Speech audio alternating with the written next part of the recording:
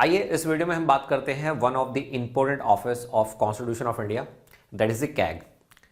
CAG की full form है controller and auditor general of India. हमने इस ऑफिस को कहां से कॉपी किया है? हमने इस ऑफिस को कॉपी किया है ब्रिटेन से, यानी कि इंग्लैंड से।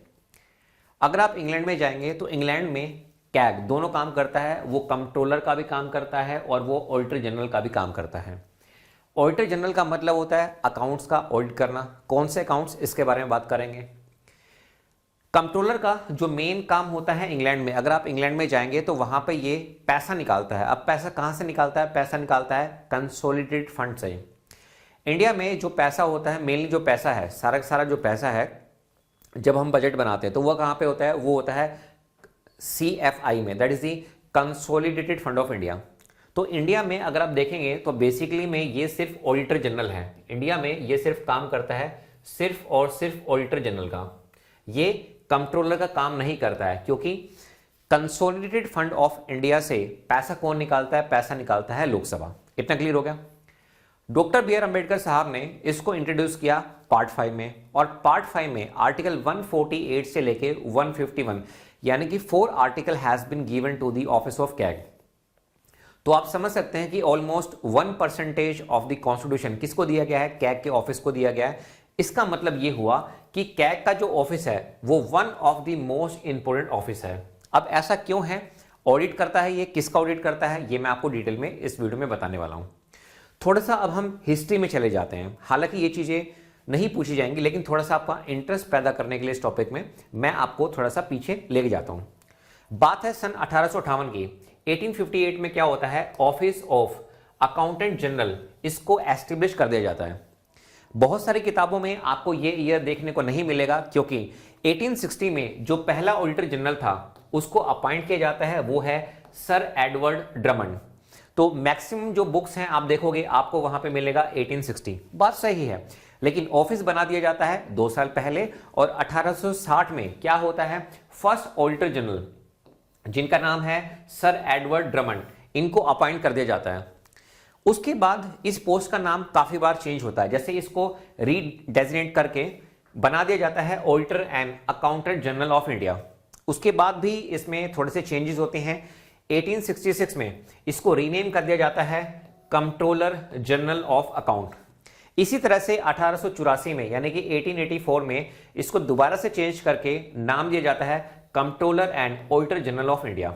और अभी भी फिलहाल जो कैग का फुल फॉर्म है, कैग की जो फुल फॉर्म है वो यही है, controller and auditor general of India. हालांकि उसके बाद गवर्नमेंट ऑफ इंडिया एक्ट भी आता है, गवर्नमेंट ऑफ इंडिया एक्ट 1919, 1935, उनमें भी बहुत सारे चेंजेस होते हैं। लेकिन अगर मैं सिर्फ नाम की बात करूं तो नाम हमारा यहां से फिक्स हो जाता है, that is the controller and auditor general of India. तो ये थोड़ी सी मैंने आपको हिस्ट्री बताई कि कैग का जो ऑफिस है वो बना कैसे है। एग्री? नाउ अब देखिए, जैसा कि मैंने आपको बताया कि 4 आर्टिकल्स हैं जो कि बहुत ज्यादा इंपॉर्टेंट है, जो स्पेशली डेडिकेट किए गए हैं किसके लिए? कैग के लिए। सबसे पहले हम बात करते हैं आर्टिकल 148 के बारे में। अब देखिए आर्टिकल 148 में क्या लिखा हुआ है?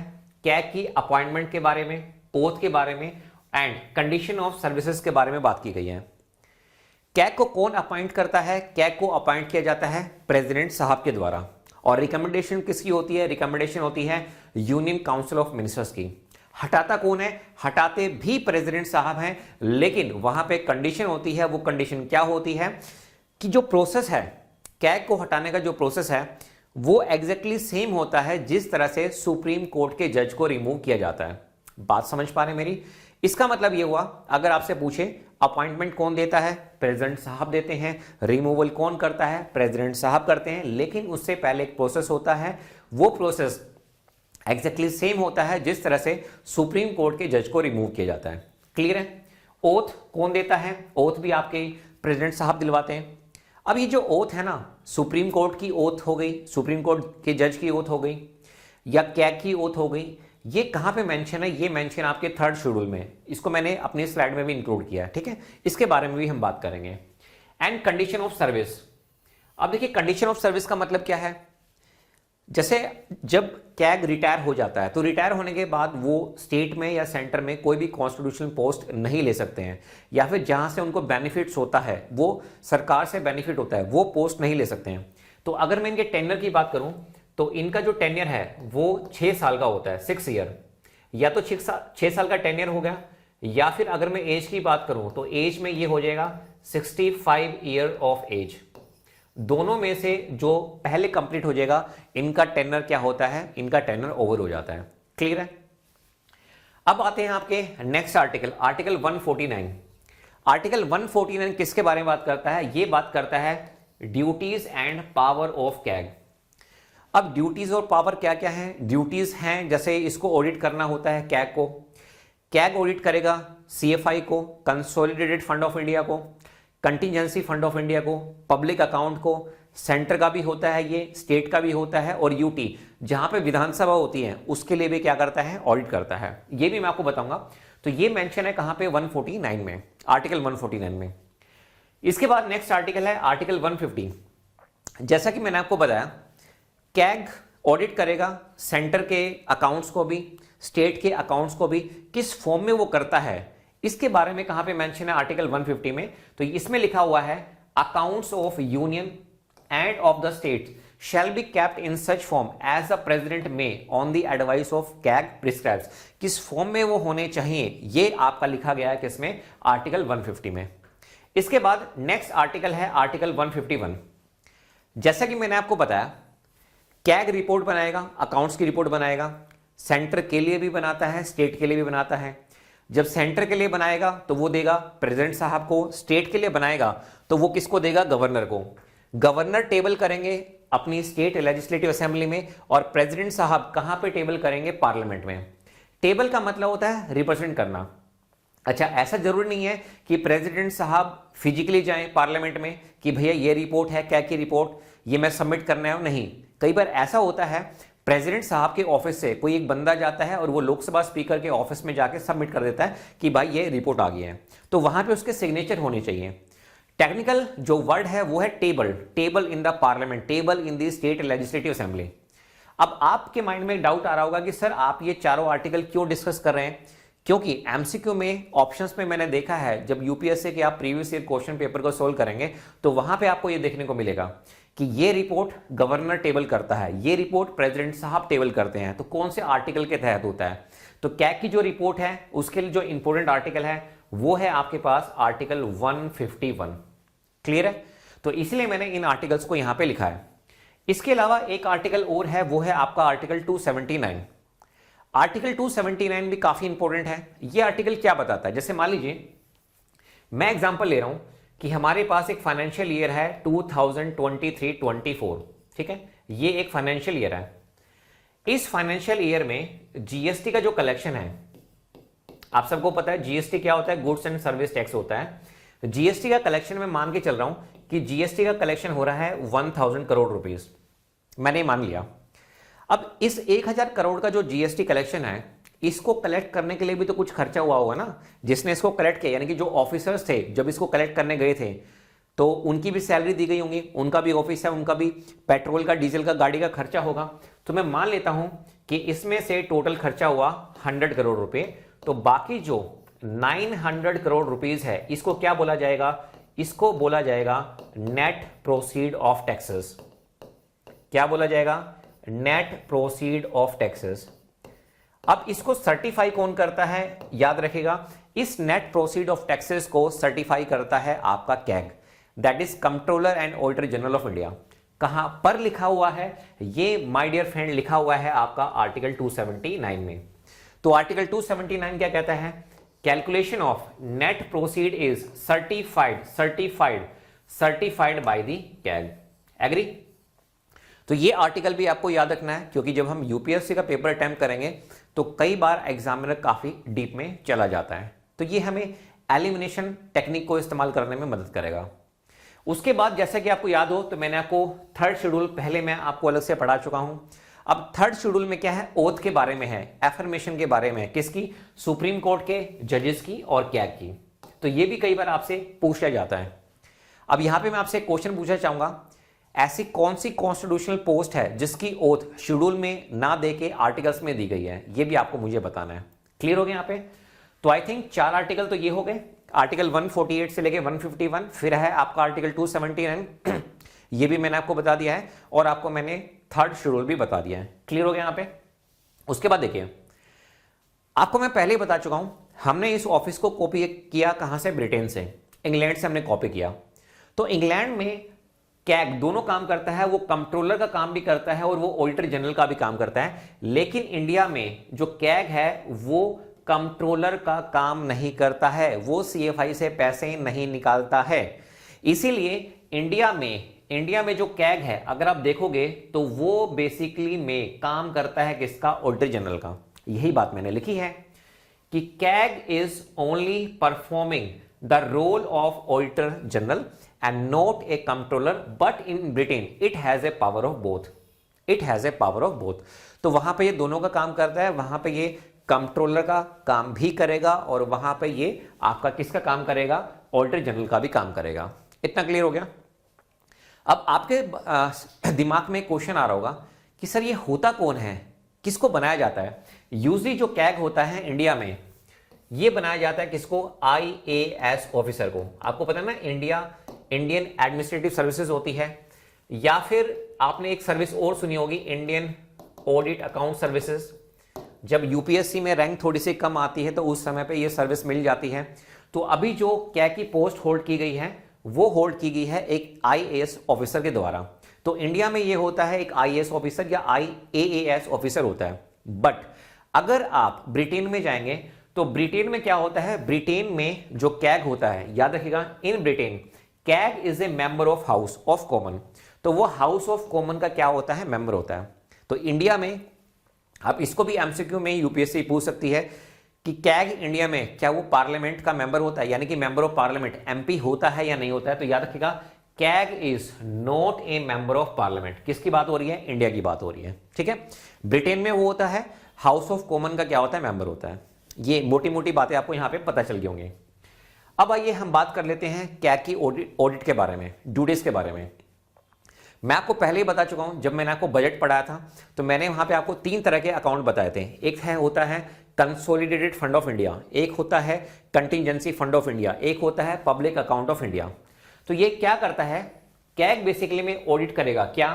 Consolidated fund of India, public account of India, contingency fund of India. इसके साथ साथ ये तीनों के तीनों जो आपके फंड हैं, अकाउंट है, ये स्टेट में भी होते हैं, यानी कि consolidated fund of state, contingency fund of state और public account of state. State के साथ साथ यूटी आपको सिर्फ वो लेनी है जहां पे क्या होता है? विधानसभा होती है। जैसे दिल्ली में विधानसभा है, पौंडीचेरी में विधानसभा है, यानी कि those UTs which are having the legislative assembly, वहां पे ऑडिट कर सकता है कौन? कैग। तो यही सब बातें मैंने आपको यहां पे लिखी हुई हैं। इसके अलावा याद रखिएगा, बहुत सारे डिपार्टमेंट्स होते हैं। ठीक है, बहुत सारे डिपार्टमेंट्स होते हैं, वो सेंट्रल गवर्नमेंट के भी हो सकते हैं और वो स्टेट गवर्नमेंट के भी हो सकते हैं। जैसे मैंने बताया, स्टेट गवर्नमेंट के ऑडिट भी इसके अंडर आते हैं, सेंट्रल गवर्नमेंट के ऑडिट भी इसके अंडर आते हैं। तो मान लीजिए कोई डिपार्टमेंट है, वो सेंट्रल गवर्नमेंट का है या फिर वो किसका है? स्टेट गवर्नमेंट का है, या फिर कोई सब्सिडरी अकाउंट है, तो इनकी बैलेंस शीट, इनके प्रॉफिट, इनके लॉस के अकाउंट और इनके ट्रेडिंग और मैन्युफैक्चरिंग, ये भी ऑडिट कर सकता है कौन? कैग। बहुत सिंपल है। तो जब एग्जाम में पूछा जाए, कहीं भी ऑप्शन पे आपको नजर आए तो टिक मार दीजिएगा। ठीक है, so he audits all trading, manufacturing, profit, loss account, balance sheet and other subsidiary account kept by, यहां पे जो सवाल है वो ये है, kept by any department of central government और स्टेट गवर्नमेंट। क्लियर है? समझ पा रहे हैं मेरी बात? उसके बाद देखिए, he audit the receipt and expenditure of the following. अब आपके माइंड में डाउट होगा जो इस वीडियो को पहली बार देख रहे हैं कि सर ये रिसीट क्या होता है, ये एक्सपेंडिचर क्या होता है। तो आप लोगों के लिए मैं बता देता हूं, जब आपको हमने बजट पढ़ाया था तो बजट में आपको हमने बताया था कंसोलिडेटेड फंड ऑफ इंडिया के बारे में, यानी कि जो सारा का सारा पैसा होता है वो कहां पे होता है? वो होता है आपका कंसोलिडेटेड फंड ऑफ इंडिया में। ठीक है, तो एक तरह से क्या होगा? पैसा इसके अंदर आएगा, पैसा इसके अंदर आएगा, यानी कि मनी इज कमिंग। तो जब पैसा आता है उसको क्या बोला जाता है? उसको बोला जाता है रिसीट, RECEIPT। पी यहां पे क्या है? साइलेंट होता है। इसका मतलब क्या होता है? इसका मतलब है मनी इज कमिंग, इसका मतलब है मनी इज कमिंग। और मनी आती कहां से है? मनी आपकी आती है टैक्स बिल से, मनी आपकी आती है फाइनेंस बिल से। अब आप पैसे को खर्च भी करेंगे, तो जब आप पैसे को खर्च करते हैं, जब आप पैसे को खर्च करते हैं तो उसको क्या बोला जाता है? उसको बोला जाता है एक्सपेंडिचर। क्या बोला जाता है? एक्सपेंडिचर।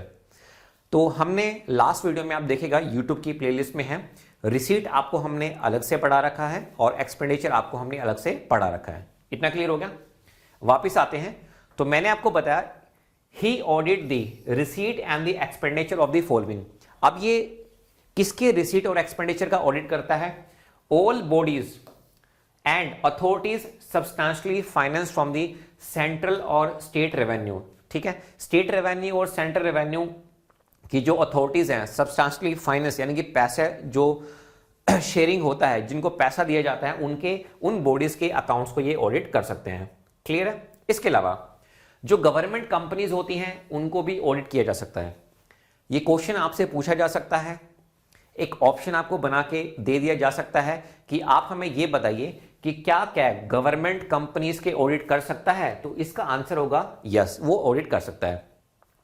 इसके अलावा आप एक बात और ध्यान रखिए, other corporates and bodies when so required. अब बहुत सारी बॉडीज होती हैं, बहुत सारे कॉर्पोरेट्स होते हैं, अगर उनका ऑडिट करना है, अगर लॉ में लिखा हुआ है, लॉ की जरूरत है, तो ऐसा भी कैग कर सकता है बाय रिलेटेड लॉ। अगर कोई लॉ है इससे रिलेटेड तो कैग कर सकता है। इसके अलावा एक बात और याद रखिएगा, आपको जैसे मैंने बताया स्टेट में गवर्नर होता है, सेंटर में प्रेसिडेंट होता है। अगर ये अप्रूवल दे दें, अगर ये अप्रूवल दे दें तो हम किसी भी लोकल बॉडी या किसी भी अथॉरिटी के अकाउंट्स को क्या कर सकते हैं? ऑडिट कर सकते हैं। तो यही मैंने लिखा है, CAG can audit accounts of any authority. जैसे एग्जांपल मैंने आपको यहां पे बताया, ऑडिट ऑफ लोकल बॉडीज। कोई भी लोकल बॉडी है, म्युनिसिपैलिटीज है, उस तरह की बॉडीज, या फिर कोई एजुकेशन बोर्ड है, उसमें अगर अकाउंट्स को ऑडिट करना है तो वो भी यहां पे किया जा सकता है। तो ये मैंने मेन ड्यूटीज बता दी हैं जहां पे ऑडिट किया जाता है। अब देखिए, अब सारी चीजें मैं आपको बता चुका हूं। मैंने आपको ये भी बता दिया टेन्योर कितना होता है, या तो 6 साल की सर्विस होगी या 65 साल की एज होनी चाहिए, दोनों में से जो पहले हो जाएगा उसमें रिटायर हो जाएगा। अपॉइंटमेंट कौन देता है? प्रेसिडेंट। रिमूवल का प्रोसेस क्या है? Same as the supreme court जज रिमूवल, और उसको बाद में हटाएगा कौन? प्रेसिडेंट।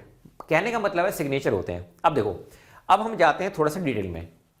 अब ये जो मैंने आपको पूरा का पूरा जो कैग का ऑफिस बताया है, ये बेसिकली में किसके अंडर आता है? ये बेसिकली में आता है आपका फाइनेंशियल अकाउंटेबिलिटी। ये आपका आता है financial accountability in parliament. Financial accountability in parliament, और यहां पे पार्लियामेंट का मतलब है लोकसभा, क्योंकि सीएफआई से पैसा सिर्फ और सिर्फ आपकी लोकसभा निकाल सकती है, राज्यसभा का उसमें कोई भी रोल नहीं होता है। अब देखिए, कैग बेसिकली में एक आईएएस ऑफिसर होता है। कैग बेसिकली में एक आईएएस ऑफिसर है, और इसको हम क्या कहेंगे? इसको हम कहेंगे एग्जीक्यूटिव। ये क्या है? एक एग्जीक्यूटिव है। CAG is basically executive. अब जैसे मैंने आपको बताया कि ये स्टेट के ऑडिट करता है, अकाउंट्स के ऑडिट करता है, सेंटर के जो अकाउंट्स है उसको ऑडिट करता है। जब मैंने आपको बजट पढ़ाया था तो मैंने आपको डिमांड फॉर ग्रांट के बारे में बताया था, याद आया? तो आपको हमने बताया था किसके बारे में? Demand for grants. Different ministries होती हैं, वो क्या करती हैं? पैसा मांगती है। अब देखिए, अब ये क्या कर रहा है? अब आपका फाइनेंशियल ईयर खत्म हो गया। जैसे मान लीजिए पैसा दिया गया था 2023-24 के लिए, तो अब ये फाइनेंशियल ईयर ओवर हो गया है। तो जब आपका फाइनेंशियल ईयर ओवर हो जाता है, कंप्लीट हो जाता है, उसके बाद क्या क्या करता है? ऑडिट करता है। अब यही मैंने टेस्ट सीरीज में क्वेश्चन देखा था कि कैग कब ऑडिट करेगा? वो ऑडिट करेगा x post facto. X post facto. तो दोस्तों, ये एक्स पोस्ट फैक्टो क्या होता है? जब कोई भी इवेंट हो चुका होता है उसके बाद क्या करेगा? एक्टिव होगा। अब फाइनेंशियल ईयर है आपके पास 2023-24, अब वो फाइनेंशियल ईयर खत्म हो गया। फाइनेंशियल ईयर खत्म होने के बाद कैग ने क्या किया? कैग अब एक्टिव हो गया है, वो डिफरेंट जितने भी मिनिस्ट्रीज हैं, डिपार्टमेंट हैं, उनके अकाउंट्स को क्या करेगा? ऑडिट करेगा। अब ये होता तो एक बंदा है, कैग एक बंदा है, लेकिन इसके ऑफिस में नीचे बहुत सारे एम्प्लॉइज होते हैं। एक और खास बात मैं आपको बताना चाहता हूं, जैसे आपने स्पीकर सुना होगा, डिप्टी स्पीकर भी होता है, चेयरमैन सुना होगा, डेप्यूटी चेयरमैन भी होता है, ठीक है। लेकिन यहां पे इसको कोई रिप्लेस नहीं कर सकता। मान लीजिए कैग अगर बीमार है तो उसकी जगह पे कोई बैठ नहीं सकता। जैसे प्रेसिडेंट साहब की पोस्ट है, प्रेसिडेंट साहब नहीं है तो वाइस प्रेसिडेंट साहब होंगे, लेकिन यहां पे कैग की जगह पे कोई भी मिनिस्टर या फिर कोई भी अदर पर्सन उसकी पोजीशन को होल्ड नहीं कर सकता है। सीजे साहब नहीं है, सुप्रीम कोर्ट में चीफ जस्टिस ऑफ इंडिया नहीं है, तो हो सकता है उनकी जगह पे किसी दूसरे को कुछ समय के लिए बना दिया जाए, ठीक है। वहां पे एलिवेट करके बना दिया जाए कि उनकी तबीयत सही नहीं है, अब उनको हटाया जा रहा है, नेक्स्ट को एलिवेट करके बना दिया जाए। लेकिन ऐसा अब इस केस में क्या होता है, इस केस में कैग जो है वो एक बार बैठ गया तो एक ही बंदा है, उसके बाद दूसरा बंदा ही वहां पे क्या होगा, अपॉइंट होता है। समझ पा रहे हैं मेरी बात? अब देखिए, अब एक्स पोस्ट फैक्टो का मतलब क्या है कि अब ये फाइनेंशियल ईयर खत्म हो चुका है। अब कैग जो है, जो आईएएस ऑफिसर है, वो एक्टिव हो जाता है। वो सबसे पहले चेक करता है, मैं एग्जांपल ले रहा हूं, मिनिस्ट्री ऑफ डिफेंस। तो मिनिस्ट्री ऑफ डिफेंस ने 5 लाख करोड़ रुपए मांगे थे, तो उन्होंने इसके अकाउंट को चेक किया कि फाइनेंशियल ईयर में क्या हुआ, फाइनेंशियल ईयर में पैसा क्रेडिट हुआ, डेबिट हुआ, क्रेडिट हुआ, डेबिट हुआ, तो ओके रिपोर्ट इन्होंने दे दी कि मिनिस्ट्री ऑफ डिफेंस में कोई भी प्रॉब्लम नहीं है।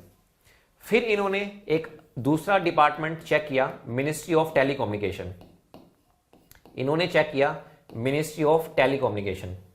तो मिनिस्ट्री ऑफ टेलीकम्युनिकेशन के अकाउंट्स को जब ऑडिट किया तो इन्होंने देखा पैसा आ रहा है, पैसा जा रहा है, पैसा आ रहा है। फिर इन्होंने देखा कि यहां पर 1000 करोड़ रुपए मिसिंग है, 1000 करोड़ रुपीज इज मिसिंग।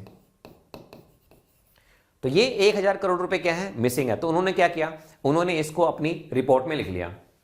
अब होगा क्या कि जो कैग साहब हैं, जो एग्जीक्यूटिव हैं, ये भागे भागे जाते हैं किसके पास, ये जाते हैं प्रेसिडेंट साहब के पास और बताएंगे कि प्रेसिडेंट साहब देखिए, मैंने मिनिस्ट्री ऑफ टेलीकम्युनिकेशन के अकाउंट को देखा और वहां पे मुझे 1000 करोड़ रुपए मिसिंग नजर आ रहे हैं। तो प्रेसिडेंट साहब कहेंगे कीप क्वाइट।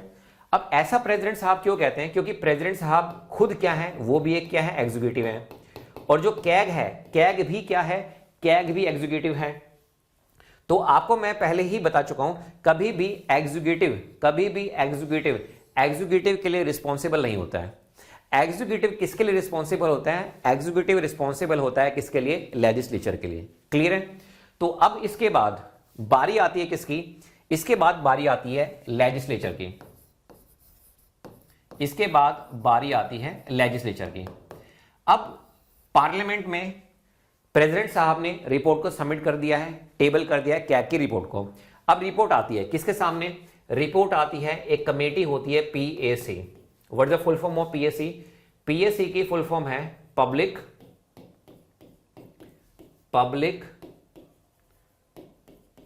Account committee.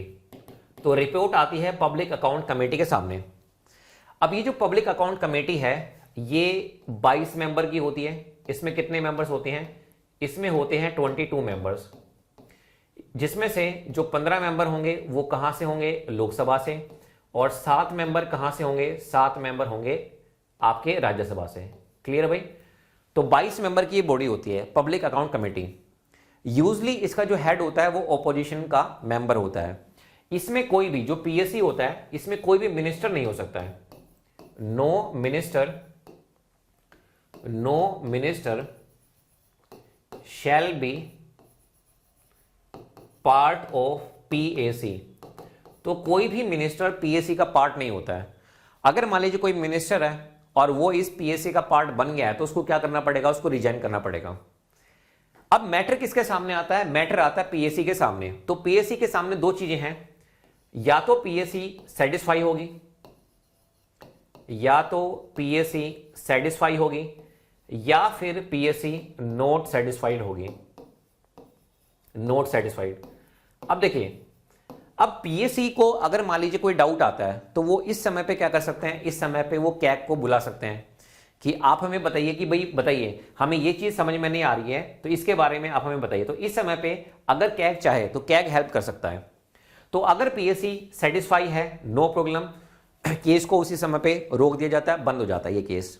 लेकिन अगर पीएसी सेटिस्फाई नहीं है तो उसके बाद ये मैटर अब किसको दे दिया जाता है, ये मैटर दे दिया जाता है ज्वाइंट पार्लियामेंट्री कमेटी को, यानी कि जेपीसी। अब जेपीसी क्या है, जेपीसी भी एक कमेटी होती है और ये होती है एड होक कमेटी। क्या होती है, ये होती है एड होक कमेटी। अब एडॉक कमेटी का मतलब क्या है? टेम्परेरी, जब जरूरत होगी तब बनाई जाएगी। अभी रिसेंटली अडानी मामले पे ऑपोजिशन कह रहा था कि आप जेपीसी बिठाओ, जेपीसी बिठाओ, इसमें कुछ गड़बड़ है, ठीक है।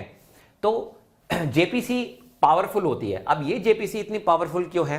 क्योंकि इसके पास जो पावर्स होती हैं, that powers is equivalent to the court. Court की जो पावर होती है ना, उसके बराबर इसकी जेपीसी की पावर होती है, इसीलिए ये काफी पावरफुल है। अब इसमें कितने मेंबर हो सकते हैं? मेंबर कितने भी हो इसमें, लेकिन जो रेशो होती है ना, इसके मेंबर्स की जो रेशो होती है वो रेशो होती है 2:1। 2 रेशो जो जाएगी वो जाएगी लोकसभा के मेंबर्स के लिए, एक जाएगी राज्यसभा के लिए। जैसे मान लीजिए 30 मेंबर की जेपीसी है, एक जेपीसी बना दी और इस जेपीसी में 30 मेंबर हैं, तो जिसमें से 20 मेंबर किसके होंगे? लोकसभा के, और 10 मेंबर किसके होंगे? राज्यसभा के होंगे। तो जेपीसी की जो रेशो होती है वो रेशो हमारे पास क्या होती है? वो रेशो होती है 2:1, यानी कि 2 रेशो किसको रिप्रेजेंट करेगी? लोकसभा के मेंबर ऑफ पार्लियामेंट को, और 1 रेशो किसको रिप्रेजेंट करेगी? आपके राज्यसभा के मेंबर को। इतना क्लियर होगा? अब देखिए, अब यहां पर क्या होगा, आपकी जो जेपीसी है यहां पर भी 2 चीजें होंगी। जो ज्वाइंट पार्लियामेंट्री कमेटी है, या तो ये सेटिस्फाई हो सकती है, सेटिस्फाई, अगर जेपीसी सेटिस्फाई है तो नो प्रॉब्लम, केस को उसी समय पे रोक दिया जाता है। अब दूसरा क्या है? JPC is not satisfied. अब मान लीजिए जो जेपीसी है वो सेटिस्फाइड नहीं है। अगर जेपीसी सेटिस्फाइड नहीं है तो उस केस में क्या होगा? उस केस में जेपीसी किसको बोल सकती है? जेपीसी बोल सकती है सीबीआई को कि आप एक एफआईआर लॉन्च कीजिए कंसर्न मिनिस्टर के खिलाफ, और ये एफआईआर लॉन्च होती है under prevention of corruption act. अगर आपको याद हो तो इसके बारे में भी मैं आपको बता चुका हूं, प्रिवेंशन ऑफ करप्शन एक्ट। तो ये जो जेपीसी है, JPC is very powerful because इसकी जो पावर्स होती हैं, जेपीसी की जो पावर्स होती हैं वो होती हैं इक्विवेलेंट टू कोर्ट, वो होती हैं इक्विवेलेंट टू कोर्ट। इसलिए जेपीसी क्या है? काफी पावरफुल है। अगर आप देखेंगे बहुत सारे मामले ऐसे हैं जिन पे जेपीसी बिठाई गई थी, जैसे बोफोर्स स्कैम हुआ था 87 में जब राजीव गांधी की सरकार थी। उसके बाद हर्षद मेहता स्कैम 1992, एक वेब सीरीज भी आती है, केतन पारिक साहब के टाइम पे भी हुआ था ये। उसके बाद सॉफ्ट ड्रिंक पेप्सी कोक, जो उसमें ऐसा डाउट था कि उसमें पेस्टिसाइड्स मिला दिए जाते हैं, उस समय पे भी जेपीसी बैठी थी। 2G स्कैम में भी जेपीसी बैठी थी। इन सब में से जो लास्ट है, जो मैंने आपको बताया 2G स्कैम, 2G स्कैम में क्या होता है? एफआईआर लॉन्च हो जाती है और उसके बाद जो मिनिस्टर थे उनको अरेस्ट कर लिया जाता है, ठीक है। तो JPC is a very very powerful. तो ये मैंने आपको बताया है इसमें कैग में। तो कैग में आप देखेंगे, अगर आप किसी भी स्टेट लेवल के एग्जाम के लिए तैयारी कर रहे हैं या फिर आप यूपीएससी के लिए तैयारी कर रहे हैं, तो मैंने इस टॉपिक को बिल्कुल ग्राउंड से स्टार्ट किया है और जितने भी मेन इंपॉर्टेंट पॉइंट हो सकते थे वो सारे के सारे मैंने आपको इसमें करा दिए हैं। मैं उम्मीद करता हूं कि आपको ये वीडियो अच्छी लगी होगी। Thank you so much.